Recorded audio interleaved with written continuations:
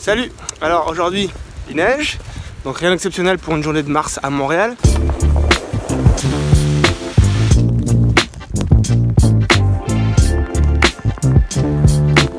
En tout cas moi ça me fait penser à quelque chose.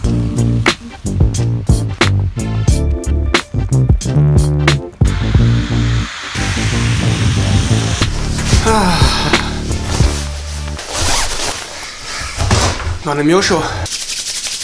Donc je me promenais sur Product Hunt il y a 2 jours et là il y a une application de météo qui se fait remarquer. Et vous allez me dire, des applications météo, il y en a à peu près 1 milliard sur Android, 1 milliard sur iOS. C'est pas ce qui manque. C'est vrai, et c'est pour ça que je voulais parler de ça là aujourd'hui, parce qu'elle a réussi à se faire remarquer malgré l'aspect ultra compétitif de ce genre d'application sur les différents App Store. Alors qu'est-ce qu'elle a de spécial cette application météo par rapport aux autres? Eh bien première chose, c'est que déjà c'est une application ultra minimaliste, c'est-à-dire qu'elle va pas vous donner 1 milliard de détails sur la météo, vitesse du vent, pression atmosphérique, estimation à l'heure près, tout ça on oublie. Cette application va juste nous donner une seule phrase qui en 3 mots va nous dire en gros le temps qu'il fait. Mais là où ça devient super intéressant, c'est qu'elle le fait de manière ultra familière, comme si c'est un pote qui te donnait la météo. D'ailleurs l'application s'appelle The Fucking Weather, et ça c'est quelque chose de plutôt sympa, c'est pas quelque chose qu'on a l'habitude de voir, du coup ça sort un peu du lot, et quand on utilise l'application, ça nous fait sourire un peu. Et donc ce qui est cool avec ça, c'est que ça rappelle qu'il y a toujours moyen de trouver une approche un peu différente. Alors certes, cette application elle est pas vraiment sérieuse, c'est pas un produit qui va vendre beaucoup, c'est un truc gratuit qu'on télécharge comme ça à la va-vite, on va l'utiliser 2-3 fois et puis ça s'arrête là. Mais cela dit, c'est le genre de produit qui finalement peut avoir autant de succès qu'un autre produit, beaucoup plus sérieux, mais dans un domaine tellement concurrentiel que finalement personne va le télécharger. Et puis un autre point, c'est qu'on sait jamais, des fois ce genre de blague, ce genre de petites applications faites à la va-vite vont donner lieu à quelque chose qui ramène vraiment de l'argent ou carrément qui devient un vrai produit, même une vraie compagnie. Il y a un entrepreneur d'Alberta au Canada, tout près des montagnes rocheuses canadiennes, qui a eu l'idée d'aller capturer l'air pur des montagnes et mettre ça dans des bouteilles pour ensuite les vendre. Alors typiquement ça a commencé comme une blague, hein, le genre de cadeau un peu rigolo qu'on va offrir à nos amis. On va leur dire tiens voilà un peu l'air pur des montagnes, toi citadin qui vis dans la ville avec ton air pollué.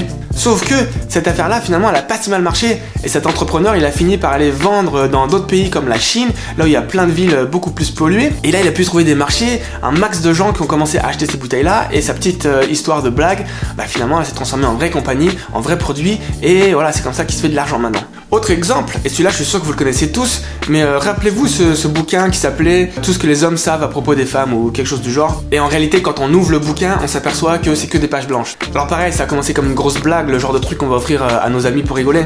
Mais pour cet entrepreneur qui a eu l'idée et qui est passé à l'action, bah c'est une blague qui a quand même pas mal rapporté, parce que je crois qu'il a vendu plus de 100 000 copies ou voire plus. Donc c'est le genre de petit projet à la con qui quand même rapporte et on sait jamais ce que ça peut donner. Et puis je finirai sur un dernier point pour dire que même si l'application elle marche pas vraiment, elle rapporte pas de l'argent ou quoi que ce soit, on n'en fait pas un business avec, et ben c'est pas grave parce que dans tous les cas ça rapportera d'autres avantages. Par exemple ça joue énormément sur la motivation parce que ça permet de lancer un produit de manière simple, efficace et rapide, et du coup c'est toujours le genre de petite victoire qui fait du bien, qui motive et qui donne envie de faire d'autres choses. En plus avec ce genre de projet qu'on apprend des nouvelles technologies, des nouvelles façons de faire, des nouvelles techniques marketing et autres, donc on apprend. Et puis souvent ça donne d'autres idées, c'est en faisant ce genre de petits projets, de petits produits qu'on va penser à des choses qu'on n'avait pas vues avant, ou que des gens vont nous contacter pour nous dire ça c'est cool, peut-être qu'on pourrait faire ça avec, etc., etc.